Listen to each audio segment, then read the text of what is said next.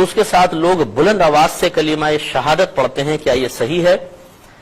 دیکھیے اس میں تھوڑی سی تفصیل سمجھ لیجئے کہ پہلے ادوار میں جب شروع کا دور تھا نبی کریم صلی اللہ علیہ وسلم کا دور مبارکہ، اور بعد کے ادوار جو تھے ان میں خاموشی کا حکم تھا کہ بالکل خاموشی کے ساتھ جنازے کے ساتھ چلیں۔ اس زمانے میں فقہا نے بلند آواز سے ذکر کو مکروہ لکھا ہے، اور اس کی وجہ یہ تھی کہ اس زمانے میں ہر شخص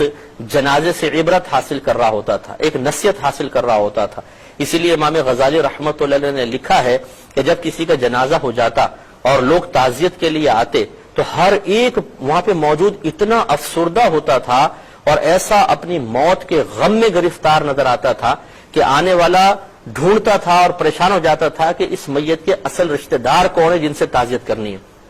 اتنے زیادہ وہ لوگ عبرت حاصل کرتے تھے۔ تو اس لیے اس زمانے میں فقہا نے فرمایا کہ بلند آواز سے ذکر نہ کریں، کیونکہ بلند آواز سے ذکر اس غور و تفکر کی راہ میں رکاوٹ بنے گا، اور غور و تفکر والی عبادت بلند آواز سے ذکر کی عبادت سے افضل ہے۔ لیکن جیسے جیسے تغیر زمانہ ہوا، اب فقہا نے دیکھا کہ لوگ جنازے کے ساتھ جاتے ہیں، غور و تفکر دور کی بات، ہنس رہے ہوتے ہیں، ٹھٹے لگا رہے ہوتے ہیں، قہقہے لگا رہے ہوتے ہیں، سگریٹیں پی رہے ہوتے ہیں، موبائل پہ کاروبار کی باتیں چل رہی ہوتی ہیں، ٹائم دیکھ رہے ہوتے ہیں کہ جلدی سے یار دفناؤ تو بھاگیں۔ ایسی صورتحال میں جب غور و تفکر بالکل ختم ہو گیا تو پھر فقہا نے، علماء متاخرین نے اجازت دی کہ کم از کم اگر غور و تفکر نہیں کر رہے تو بلند آواز سے ذکر ہی کر لیں، کیونکہ پہلے غور و تفکر آخرت کی طرف مائل کر رہا تھا، اب جب بلند آواز سے ذکر کریں گے تو یہ دنیاوی خیالات کو نکالے گا اور توجہ جنازے کی طرف کم از کم آئے گی۔